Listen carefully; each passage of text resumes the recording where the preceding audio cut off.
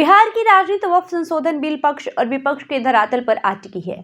इस फलसफे पर राजनीति के चाणक्य कहे जाने वाले मुख्यमंत्री नीतीश कुमार की हालत भई गति साफ छछूंदर केरी वाली हो गई है। उनकी ये स्तुति पूर्व राष्ट्रीय अध्यक्ष और केंद्रीय मंत्री राजीव रंजन ने लोकसभा में जिस तरह से वक्फ बोर्ड संशोधन बिल को मुस्लिम का हितैषी बताया और मुजफ्फरपुर की जनसभा में ये भी कह डाला कि मुस्लिम जदयू को वोट नहीं करने वाले बयान से हो गई।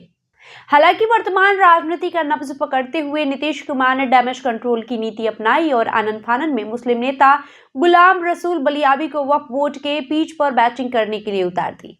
ये दीगर की गुलाम रसूल बलियावी का बयान अपने आप में विरोधाभास के लिए हुए हैं। आपको बता देते हैं कि जदयू के नेता बलियावी ने क्या कहा। वक्फ बोर्ड संशोधन बिल पर जदयू के पूर्व सांसद गुलाम रसूल बलियावी ने भाजपा पर जमकर प्रहार करते हुए कहा कि देश के खजाने से अल्पसंख्यक को एक चवन्नी नहीं दी जाती, लेकिन सिक्का देने का हल्ला केंद्र सरकार करती है। हम पॉलिटिकल गठबंधन से ऊपर उठकर सीधी बात कर रहे हैं। वक्फ बोर्ड से हमारा रिश्ता है। वक्फ बोर्ड के लिए बेहतर काम करके नीतीश कुमार ने देश में एक मॉडल पेश किया है। वक्फ बोर्ड के अधिकारों में संशोधन करने का अधिकार केंद्र सरकार को नहीं है।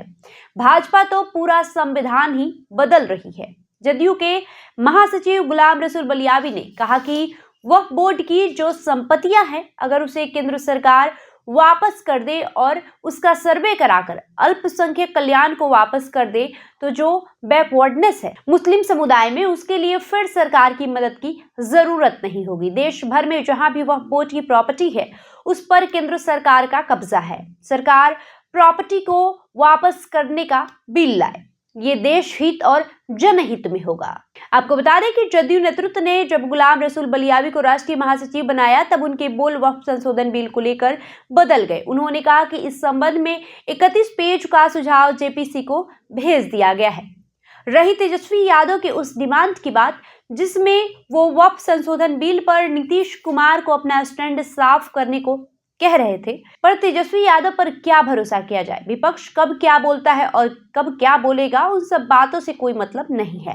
दरअसल जदयू के पूर्व राष्ट्रीय अध्यक्ष और केंद्रीय मंत्री राजीव रंजन सिंह उर्फ ललन सिंह ने केंद्र सरकार की ओर से लाए गए वक्फ बोर्ड संशोधन बिल के पक्ष में लोकसभा में जो भाषण दिया, उससे लगा कि बीजेपी और जदयू की राजनीति के बीच जो मौलिक अंतर था अब वो पट गया। जिस उद्गार के साथ ललन सिंह बीजेपी नीति केंद्र सरकार के नेतृत्वकर्ता पीएम नरेंद्र मोदी को इस प्रस्ताव को जन कल्याणकारी बता रहे थे, वो मुस्लिम हितों की राजनीति करने वाले दलों और सामाजिक संस्थाओं के लिए चिंता का विषय बन गया। ऐसे तमाम नेताओं का ध्यान सेक्युलर मुख्यमंत्री नीतीश कुमार की ओर थी। अभी तक तो नीतीश कुमार की चुप्पी खल रही थी, लेकिन जब नीतीश कुमार ने वक्फ बोर्ड की पीठ पर आक्रामक मुस्लिम नेता गुलाम रसूल बलियावी को राष्ट्रीय महासचिव का पद देते हुए उतारा, तब तमाम कट्टर मुस्लिम नेता और सामाजिक संस्थाओं के नेता की रही सही उम्मीद भी खत्म हो गई।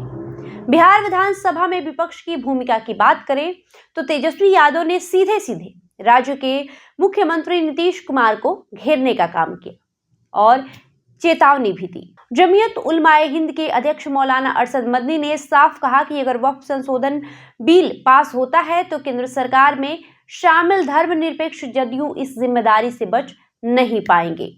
एआईएमआईएम के प्रदेश अध्यक्ष अख्तरुल इमाम ने तो साफ कहा कि नीतीश कुमार का दोहरा चरित्र नहीं चलेगा। भारतीय जनता पार्टी के साथ रहकर जदयू मुस्लिमों के हितैषी नहीं हो सकती। दरअसल आगामी विधानसभा चुनाव को देखते हुए विपक्ष नीतीश कुमार के सेक्युलरिज्म पर सवाल खड़ा कर अपने एमवाई समीकरण को दुरुस्त करना चाहती है। इसलिए नीतीश कुमार पर लगातार इस बात का दबाव बनाया जा रहा था कि वो चुप्पी तोड़े और ललन सिंह के बयान को निजी बयान बताते ये स्पष्ट करे कि ये पार्टी का बयान नहीं है। लेकिन नीतीश कुमार ने प्रयोग के तौर पर आक्रामक नेता गुलाम रसूल बलियावी को उतारकर सेक्युलरिज्म के स्टैंड पर खड़ा होने की कोशिश की। ये दिगर की बिहार की मुस्लिम जनता गुलाम रसूल बलियावी पर विश्वास करती है या नहीं, ये अभी भविष्य के गर्भ में है।